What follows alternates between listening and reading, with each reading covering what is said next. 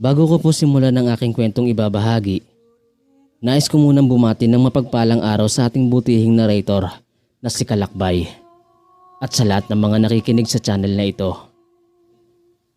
Isa ako sa mga masusugid ninyong tagapakinig at walang araw na hindi ako nakikinig ng mga iba't ibang kwentong kababalaghan na ipinapadala ng inyong mga sender. Kaya naman nais ko ring magbahagi, Kalakbay, ng aking karanasan patungkol sa kababalaghang magpahanggang sa ngayon ay hinding-hindi ko makakalimutan. Tawagin niyo na lamang po ako sa pangalang Demi.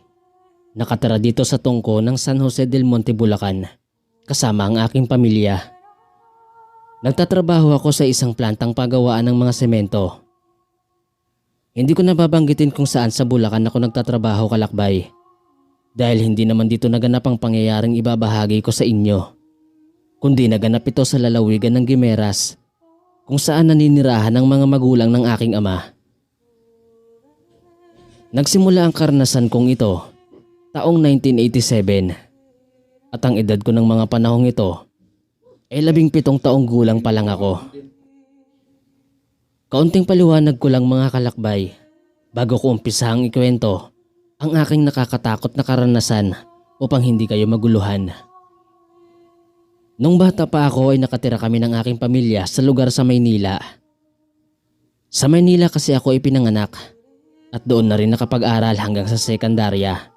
Ngunit noong magkolehiyo na ako ay natigil ako sa pag-aaral.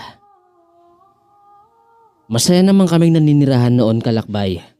Subalit minsan talaga sa buhay ay hindi maiiwasang kinakapos kami sa aming pang-araw-araw na gastusin sa kadahilan ng tendero sa palengke lamang ang trabaho ng aking ama at 3 kaming magkakapatid na pawang mga nag-aaral pa.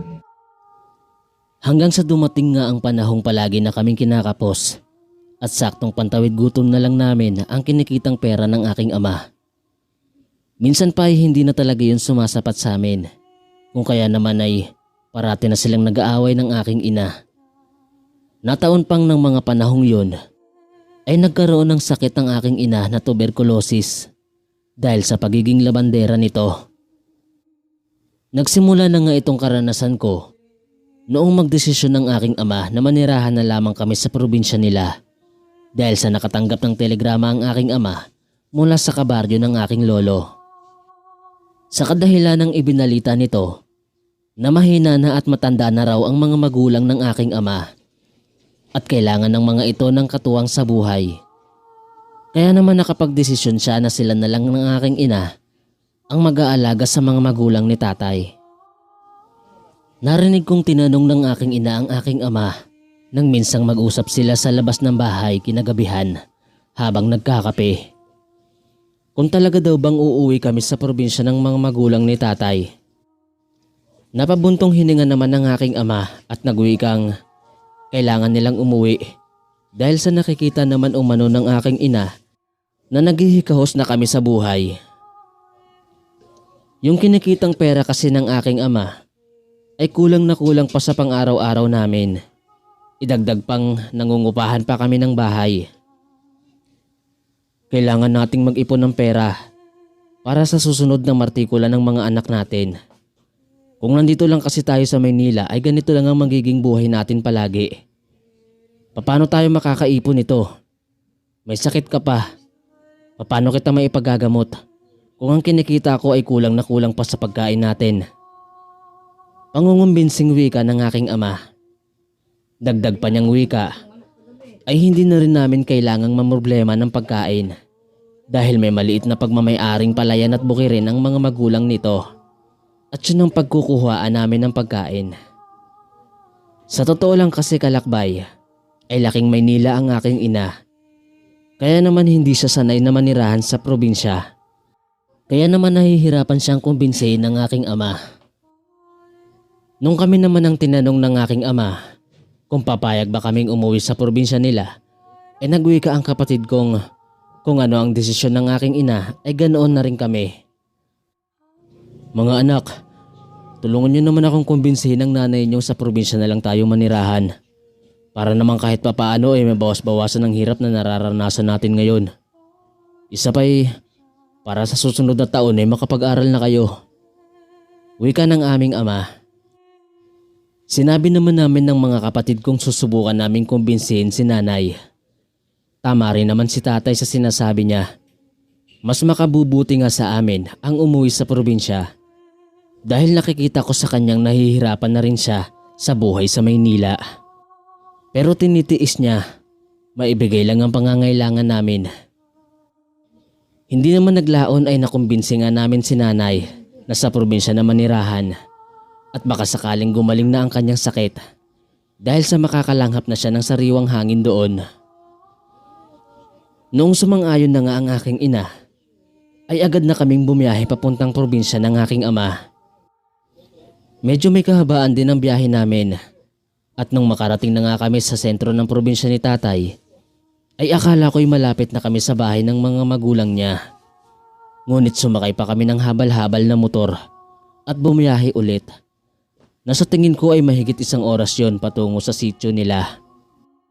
Grabe, napakalayo naman pala dito sa probinsya ninyo, tay. Bulalas kong wika sa aking ama nang makababa na kami sa terminal. Medyo napangiwi pa ako dahil naramdaman ko na ang sakit-sakit ng puwet ko. Dahil sa pagkakaupo, napakahaba kasi ng oras na binayahe namin.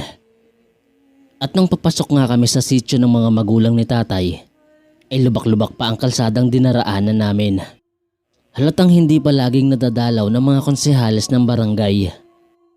Dahil sa napakaliblib na ng lugar na yon at halos wala ng sasakyang dumadaan. Kung aking susumahin nga mga kalakbay, mga nasa kalahating oras ang aming lalakarin mula sa tahanan ng mga magulang ni tatay papunta sa bungad ng sitio. Medyo nakaramdam ako ng lungkot dahil hindi rin ako sanay sa buhay probinsya. Isa pa ay napakatahimik ng buong paligid at tanging huni ng ibon lamang ang naririnig namin. Matapos magbayad ng aking ina sa driver, ay sakto namang pagbukas ng pintuan ng aking abuelang si Lola Concha. Masaya nitong tinawag si Lolo Tasio.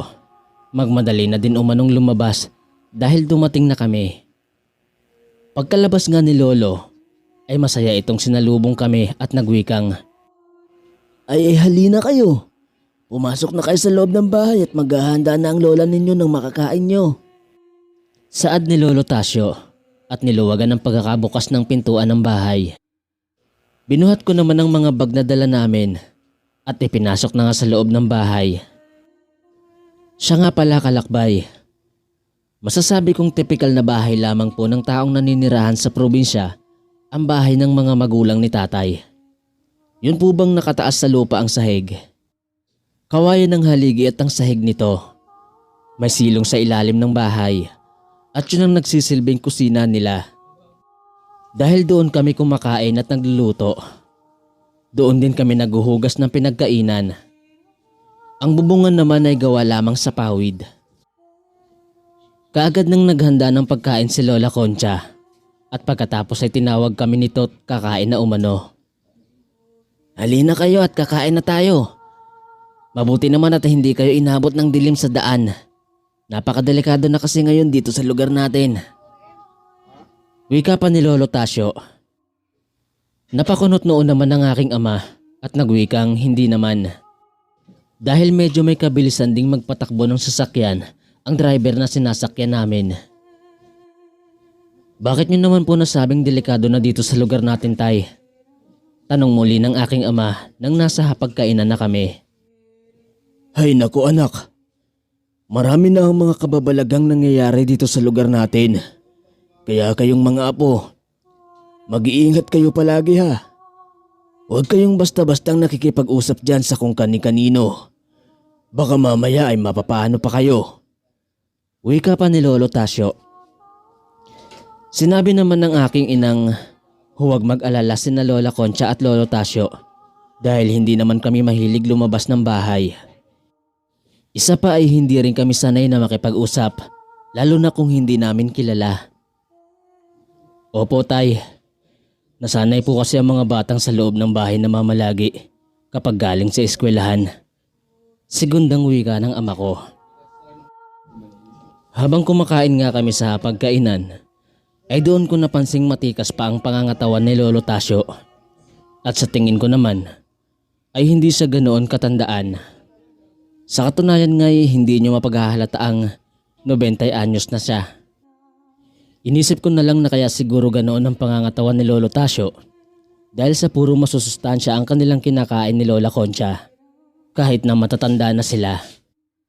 Kaya naman kayang-kaya pa nitong umakyat sa bundok at magapas sa palayan. Narinig ko pang sinabi ng aking amang huwag nang pumunta ng bukid at palayan si Lolo Tasyo. Siya na lamang daw ang mag-aasikaso sa mga gawaing bukid at sa palayan. Nang sa ganoon ay makapag-relax-relax naman daw si Lolo Tasyo. Sinabi naman ng abuelo kong mas lalo lamang siyang magkakasakit kapag mananatili lamang siya sa bahay. Hayaan na kamo siya ni tatay na tumulong-tulong sa bukid at sa palayan para naman kahit papaano ay hindi manghina ang kanyang katawang lupa. Kayo ang bahala, tay. Basta wag po kayong masyadong magpapakapagod. Ako na ang bahala sa lahat. Saad ng aking ama. Makalipas ang ilang araw at linggo ay naging maayos naman ang paninirahan namin. Napapansin ko ring medyo humupa na ang sakit ng aking ina. Palagi rin siyang sinasamahan ni Lola na pumunta sa center na nasa Karatig Barangay para kumuha ng gamot para sa sakit ni nanay. Hanggang sa dumating ang araw na hindi ko inaasahan. Katanghali ang tapat noon at nasa bukid kami ng aking ama. Nangunguha ng bunga ng saging at iba pang makakain kasama si Lolo Tasyo. Nang sa walang ano-ano ay bigla akong nakakita ng isang kulay itim na pusa na nasa di kalayuan. Umaangil ito na parabang nagagalit habang nakatingin sa akin. Nagtaka at napakunot noo pa ako habang nakatingin sa pusa dahil sa parang may sakit ng pusang yon. Nagtaka ako at napakunot ng noo habang nakatingin sa pusa dahil sa parang may sakit ng pusang yon at nakita kong mas mahaba ang mga paa nito sa likurang bahagi na tila ba nag-uunat ito ng katawan. Kaya't nakaramdam ako ng awa. Marahan akong naglakad papalapit sa pusa, ngunit noong akmang hahawakan ko na sana yon, bigla naman akong tinawag ni Lolo at pasinghal itong nagsalitang huwag kong lapitan ng pusa at baka makalmot umano ako. Kaagad naman akong napaatras palayo sa pusa at nagulat pa nang biglang umangil yun ng napakalakas bago tumakbo papalayo sa akin. Pagkalapit ko naman sa kanila ay agaran akong tinanong ni Lolo Tasyo kung ayos lang daw ba ako at hindi ba ako nakagat ng hayop na yon. Sinabi ko naman sa kanyang ayos lang ako, tsaka hindi ko naman nahawakan ng pusa kaya wag siyang mag-alala. Sa susunod, iho, huwag kang basta-basta lalapit sa mga hayop na nakikita mo dito sa bundok dahil hindi mo alam kung anong klaseng nilalang ang mga yan. Wika pa ni Lolo na ipinagtaka ko. Sa kadahilanang hindi ko alam ang ibig niyang sabihin, nagtataka nga ako kung bakit parang galit na galit siya. Huwag nang marami pang tanong, apo. Siya, halikan at dito ka lang sa tabi ko para mabantayan kita palagi. Dagdag niya pang wika. Naguguluhan man ako at hindi makapaniwala sa mga sinasabi ni Lolo, ay ipinagsawalang bahala ko na lang yon. Tayo naman, malaki na po yung apo ninyo. Huwag niyo na pong alalahanin yan. Alam niya na po ang ginagawa niya. Saway naman ang aking ama kay Lolo Tasyo. Ano ka ba, anak? Mas mabuti na yung nag-iingat tayo dahil hindi natin alam kung anong maaaring mangyari. Tugon pa ni Lolo Tasyo. Napapailing na lamang akong pinagpatuloy ang ginagawa. Samantalang si tatay naman at si Lolo ay nag-uusap na patungkol sa kababalaghang hindi ko maintindihan. Dahil sa hindi naman ako naniniwala sa mga kababalaghan, ay hindi na ako nakinig pa sa usapan nila. Pagsapit ng 4:00 ng hapon, ay agad nang nag-aya si Lolo na umuwi na kami at bukas na lang namin ipagpatuloy ang ginagawa. Sapagkat mahirap na daw kung abutan pa kami ng dilim sa daan. Natuwa naman ako dahil sa pagod na rin ako. Kaya't nagpatiuna na akong nag-ayos ng mga gamit At pagkatapos ay sinabihan ko na silang maglakad na kami pababa ng bundok. Sandali lang anak, may kukunin lang ako. Wika ng aking ama. Sandaling umalis si tatay. Sinundan ko siya ng tingin papasok sa talahiban. Mahigit 10 minuto ang nakalipas ay bumalik na siya at may bitbit ng bakakay. Tay, ano po ang gagawin niyo dyan? Tanong ko sa kanya. Pangontra sa aswang ito anak. Halika na, baba na tayo bago pa man magdilim. Tugon ng aking ama. Kaagad na nga kaming naglakad pababa ng bundok. Habang naglalakad kami sa liblib na daanan, ay panaka-naka akong nakakaramdam ng kakaibang presensya. Pakiwari ko kasi ay may nakasunod sa amin. Subalit sa tuwing lumilingon ako sa pinanggalingan namin, ay wala naman akong nakikita. Maski hayop na sumusunod ay wala. Kaya labis-labis akong nagtataka. Bilisan mo na lang maglakad apo. Huwag ka nang lumingon pa. Dinig kong wika ni Lolo Tasio sa akin. Sinabi ko sa kanyang may kakaiba akong nararamdaman at parang may nakasunod sa amin. Sinabi naman ni Lolo Tasio na huwag ko na lang pansinin ang mga nararamdaman ko. Basta't bilisan ko na lamang daw maglakad. Iyon nga ang ginawa ko, kalakbay. Binilisan ko na lamang ang paglalakad gaya ng sinabi ni Lolo Tasio. Nang makarating na kami sa bahay, ay nakaramdam ako ng pananakit ng tiyan na tila ba pinipilipit ito sa sakit. Ito na nga bang sinasabi ko? Dinig kong wika ni Lolo at agad naman akong pinagpahinga ni Lola Concha. Nasa Karatig Baryo kasi ng mga sandaling yun ang aking ina at ang dalawa kong kapatid. Nakita kong natataranta si Lola at nagwikang namumutla na umano ako. Ano ba daw nangyari sa akin? At bakit bigla na lamang sumama ang pakiramdam ko? Dahil sa kakainda ko ng sakit na nararamdaman, ay hindi ko na malayang nakatulog na pala ako. At nang magising ako ay madilim na. Tulog na ang mga magulang ko. Naramdaman kong masakit pa rin ang tiyan ko at parang nangihina ang buong katawan. Naisip kong baka gutom lamang ako, kaya nangihina. Kaya naman dahan-dahan akong bumangon at naglakad papunta sa kusina. Noong nasa kusina na ako, ay nakarinig ako ng pagsinghap-singhap sa likod ng dingding ng kusina. At tila ba may nagtatakbuhan kung ano sa labas ng bahay. Bahagya akong nakaramdam ng kaba, pero hindi ko na lang yun pinansin sa kadahilan ng magsasandok na ako ng pagkain. Maya-maya pa ay nakalanghap ako ng umaalingasaw at napakabahong amoy na para bang nabubulok na laman at hasang ng isda. Kaya napatakip ako ng ilong nang sa walang ano-ano'y bigla na lamang may malakas na kumalampag sa bubungan ng bahay. Kaagad akong napatingala sa bubungan at mabilis pa sa 4:00 tumakbo pabalik sa higaan. Sumaktong pagkapasok ko sa kwarto ay nakarinig na ako ng napakahinang paghuni ng wakwak na para bang bumubulong na lang ito sa akin. Kaya agad akong nakaramdam ng takot at kilabot sa katawan. Sa hindi inaasahan ay napatingin ako sa gawin ng bintana ng kwarto namin kung saan ako nakatayo. Laking gulat ko nang makita ko ang isang napakaitim na kamay na pilit inaabot ang braso ko. Nakalusot iyon sa siwang ng bintana. Kaya grabe ang hilakbot na nararamdaman ko ng mga sandaling yon at nanlaki ang aking mga mata nang makita kong nagpupumilit na itong makapasok. Sa maniwala man kayo sa hindi, kalakbay, ay kitang-kita mismo ng mga mata ko ang nakakapanghilakbot na itsura ng nilalang na nagpupumilit mapagkasya ang sarili sa bintana.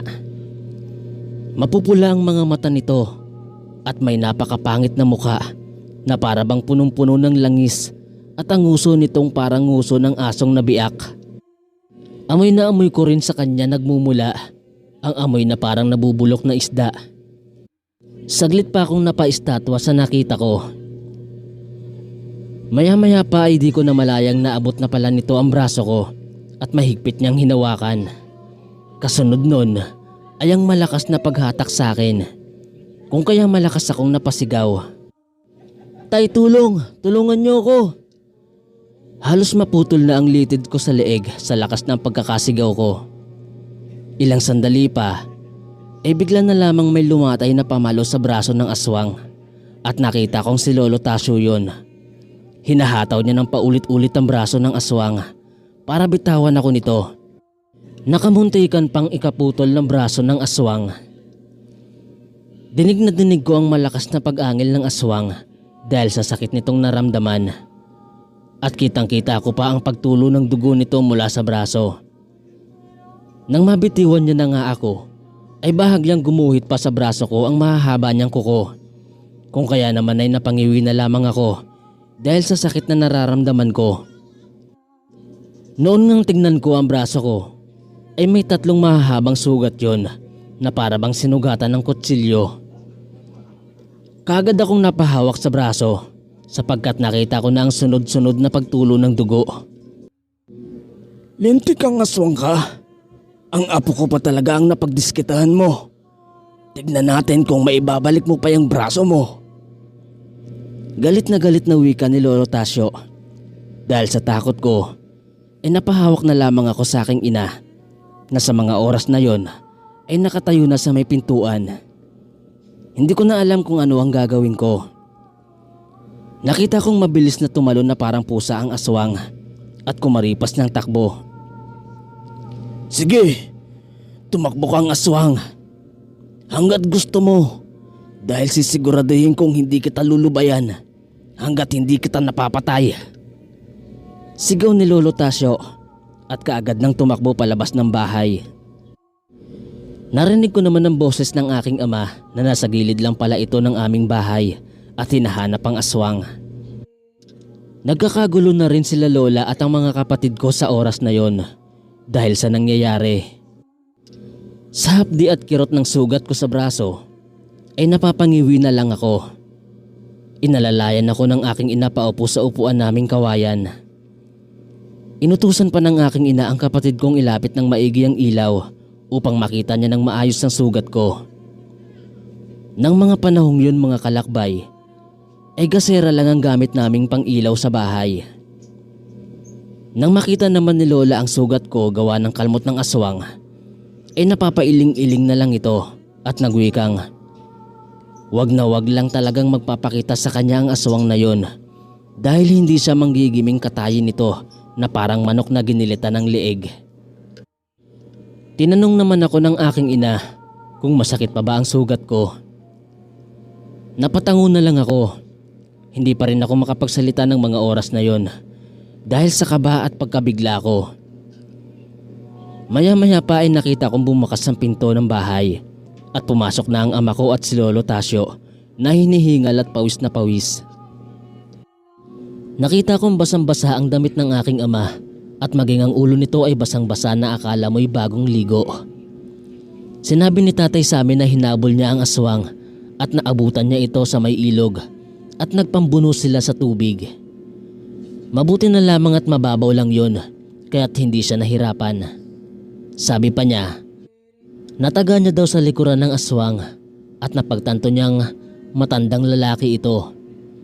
Mabuti na lang daw at naabutan niya, kung hindi ay paglagpas ng ilog ay makakatawid na ito sa kabilang baryo kung saan napapabalitaang may nakatirang aswang. Sigurado akong makikilala ko ang matandang aswang na yun sa oras na mag-cross muli ang landas namin. Galit na wika ng ama ko. Matapos ng nangyaring yon ay hindi na kami muli pang nakatulog at magdamag lang kaming nagbabantayan sa isa't isa. Baka kasi bumalik ang aswang at may kasama na ito. Kinaumagahan pagsikat ng araw ay dinala ako nila Lolo sa bahay ng manggagamot sa lugar nila upang ipagamot at siguraduhin hindi ako namarkahan at babalikan ng aswang. Pagkarating namin sa bahay ng manggagamot ay kaagad kaming pinapasok at inasikaso. Agad namang tinignan ng manggagamot ang braso ko. Napakalaki ang interes ng aswang na yon sa apo mo kumpare. Dahil sa bagong salta lang sila dito at mabango talaga sa mga aswang ang mga taong galing sa ibang lugar. Inakala siguro ng aswang na yon na basta-basta niya lang makukuha ang batang ito. Hanggang ngayon ay nakikita ko pa rin ang markang iniwan niya. Bulalas na wika ng manggagamot at inumpisahan na nito ang panggagamot sa akin. May kung ano itong ipinahid sa sugat ko. Nakamuntikan talagang magpaihi sa akin dahil sa sakit at hapdi noon. Hayaan niyo at ako nang bahala sa aswang na yon. Kilalang kilala ko ang markang ito. Sambit na wika ng manggagamot. Dagdag pang sabi nito, ilang beses niya nang pinupuntirya ang aswang na yon. Kaya nga lang, ay sadyang napakaliksi.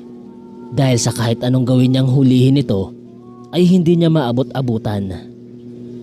Sinabi ng aking amang nataga niya ang aswang, kaya't panigurado ng mga sandaling yun, ay kasalukuyang nagpapagaling rin ang aswang na yon. Nagwika naman ng manggagamot na tamang-tama umano yun. Dahil sasamantalahin niya ang pagkakataon para patayin niya ang aswang habang nagpapagaling pa ito. Nang sa ganoon ay hindi na siya mahirapan makipagsagupa. Matapos nga ang pangyayaring yun, ay ilang buwan akong nagkaroon ng trauma pagdating sa mga usaping patungkol sa aswang. Simula rin noon ay hindi na din nakakaranas pa ng kababalaghan. Hanggang dito na lang po ang aking kwento mga kalakbay. Maraming salamat po at sana ay isa ang aking kwento sa mapili ninyong basahin.